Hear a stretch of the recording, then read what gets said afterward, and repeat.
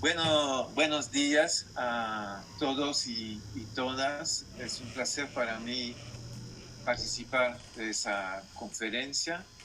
Eh, Voy a empezar presentando al Comité para la Abolición de las Deudas Ilegítimas. Es una red mundial presente en más de 30 países, en América Latina, en Europa, en Asia y en África. Nació hace 30 años, en el año 1990,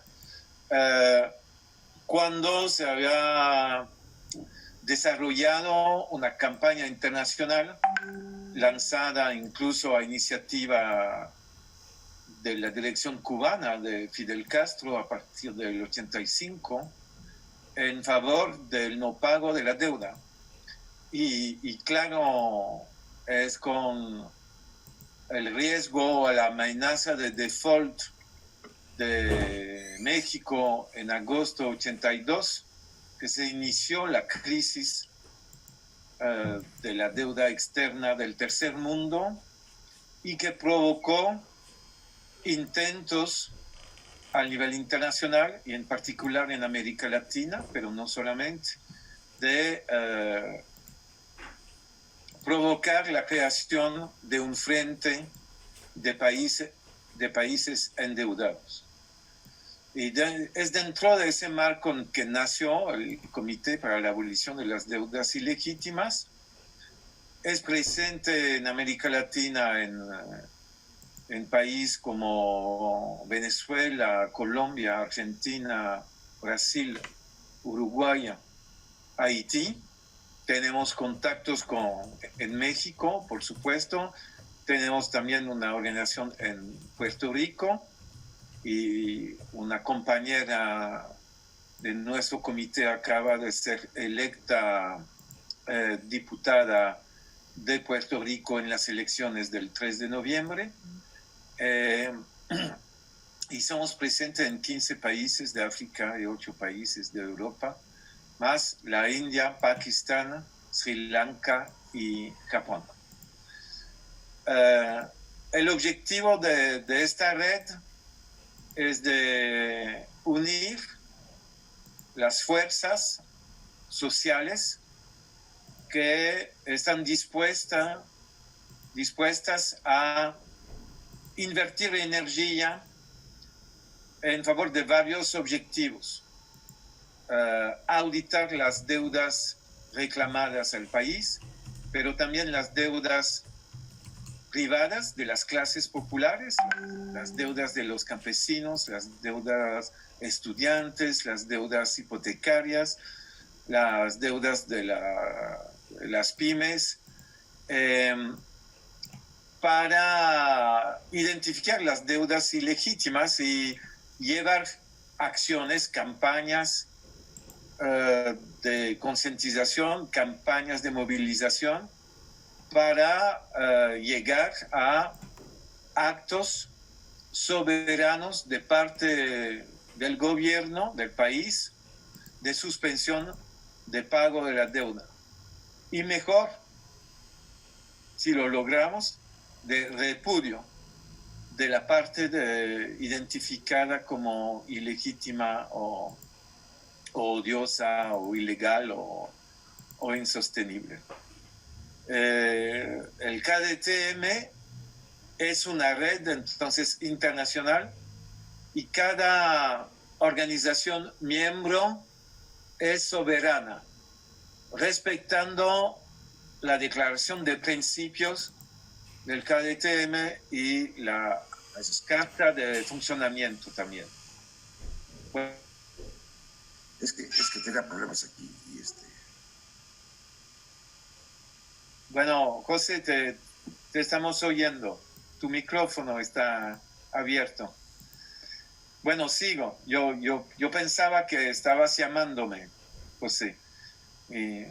Bueno, entonces, eso es para presentar al KDTM. Yo puse en el conversatorio la dirección de internet del sitio del CADTM en español. cada día publicamos 2, 3 artículos. Hay como 30.000 artículos publicados en este sitio internet que existe en varios idiomas: español, francés, inglés, portugués, griego, italiano, árabe. Son los principales idiomas de la red CADTM. Bueno, segundo punto, el tema de un poco de definición, que es una deuda ilegítima, una deuda odiosa, una deuda ilegal, una deuda insostenible. Esas definiciones son el resultado de más de 2 siglos de litigios entre estados sobre el pago de las deudas. Y en esa historia de 2 siglos de litigios, México ha jugado un papel histórico fundamental, con Benito Juárez, que repudió una primera vez la deuda reclamada al país en 1859, que provocó la invasión francesa de 1861, cuando el ejército de Benito Juárez logró derrotar definitivamente al ejército francés, y cuando se fusiló al emperador Maximiliano de Austria, hubo un segundo repudio de deuda, la deuda contratada en París por el emperador Maximiliano de Austria. Y hubo un tercer repudio en 1886 de parte del Congreso mexicano, antes del inicio del Porfiriato, y hubo un cuarto repudio o suspensión de pago de la deuda en 1913, cuando se repudió el pago de la deuda contratada por el dictador Huerta. Y en varias ocasiones México logró abrir espacios para reformas, cambios estructurales progresistas, gracias al no pago de la deuda. Lo que ocurrió bajo el gobierno durante la revolución entre 1913 y 20 ha sido permitido en parte por la suspensión del pago. Y las medidas tomadas por Lázaro Cárdenas de expropiación de 16 millones de hectáreas a grandes latifundistas extranjeros y transmisión de esas tierras a las comunidades indígenas es también dentro del marco de una suspensión de pago de deuda, que terminó esa última suspensión de pago iniciada en 1913 con una victoria total en 1942, cuando el cartel de banqueros de Estados Unidos, dirigido por JP Morgan, que es todavía el banco el más importante de Estados Unidos, JP Morgan tuvo que aceptar la anulación de 90% de la deuda reclamada a México en 1913, sin exigir pagos de interés atrasados. Y que me parece muy importante, en esa situación de suspensión de pago, dentro del marco del acuerdo con los acreedores norteamericanos, se decretó que los tenedores de bonos tenían la obligación de registrarse, de identificarse. Porque ustedes tienen que saber que en la situación presente, los bonos mexicanos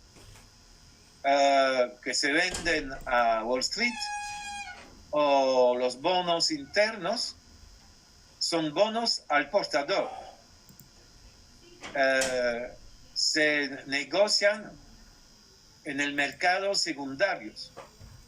Cualquier banco, cualquier fondo de inversión cualquier persona puede comprarlo y presentar esos bonos y exigir el pago del cupo, es decir, del interés anual, o cuando viene a terminar el bono, si termina tal año, a presentar el bono y a cobrar el valor nominal del bono. Dentro del marco de esa victoria mexicana de 1942, los tenedores de bonos tuvieron la obligación de identificarse y los bonos fueron estampillados. No podían cambiar de mano esos bonos. Es muy importante. Es muy importante para poder identificar quiénes se aprovechan de la deuda, quiénes son los tenedores reales de los bonos, porque en general hay una opacidad total al respecto.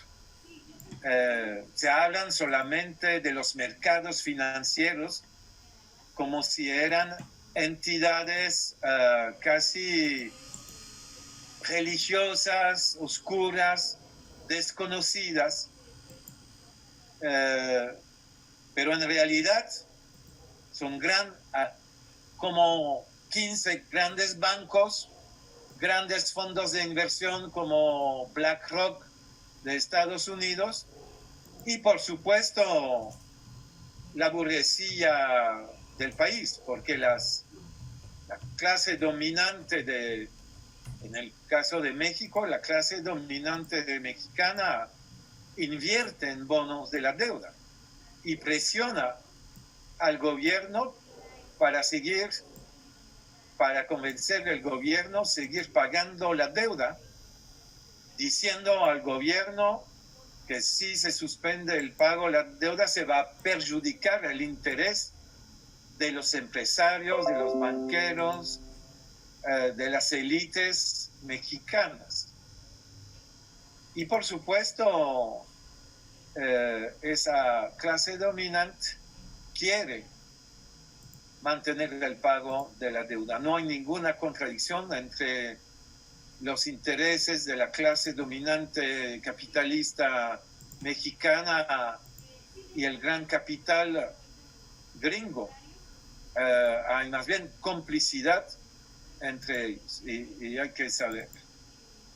Bueno, yo decía que entonces las definiciones son las definiciones al nivel del derecho internacional y de la jurisprudencia internacional en materia de deuda proviene de la acumulación de experiencias, cómo se terminaron litigios. Y por esto el conocimiento de los litigios y de cómo se resolvieron es muy importante. Y dediqué un libro sobre ese tema, se llama Sistema Deuda, se publicó en español en Barcelona y otra edición en Argentina, y espero que un día habrá una edición en México de ese libro, porque una buena parte del libro es dedicada a analizar la experiencia mexicana, también las experiencias de Estados Unidos, porque hubo varias varios repudios de deuda en Estados Unidos. Por ejemplo, en 1865, bajo la presidencia de Abraham Lincoln, se repudió la deuda contratada por los estados del sur, esclavagistas, que se rebelaron contra la Unión. Y entonces, cuando ganó las fuerzas del norte en la guerra civil, se proclamó una enmienda de la Constitución de Estados Unidos, la enmienda 14, que dice que para reintegrar la Unión había que previamente repudiar, anular totalmente las deudas públicas contratadas por los estados del sur. Hubo también otros repudios en la historia, repudio en 1898, en el caso Cuba, Estados Unidos, España, un repudio de deuda en 1919 por parte de Costa Rica, después de una revolución en Costa Rica, el repudio de los soviets de la deuda zarista en febrero de 1918. Hay también repudio de deuda dentro del marco del Tratado de Versalles, firmada en junio de 1919 entre los vencedores de la Primera Guerra Mundial y los herederos del Imperio Alemán y del Imperio Austriaco y del Imperio Otomano. Bueno, entonces, eso nos llevó a definición. Y se llegó a una definición de la deuda como odiosa bajo dos criterios. Una deuda es considerada como odiosa si ha sido contratada contra el interés del pueblo o contra el interés de la nación. Es muy importante. Por eso la importancia de la auditoría. Demostrar que parte de la deuda o el total de la deuda se acumuló contra el interés del pueblo. Entonces, analizar en el caso de México cómo los gobiernos previos al gobierno actual acumularon deuda en contra del interés de la nación y del pueblo mexicano.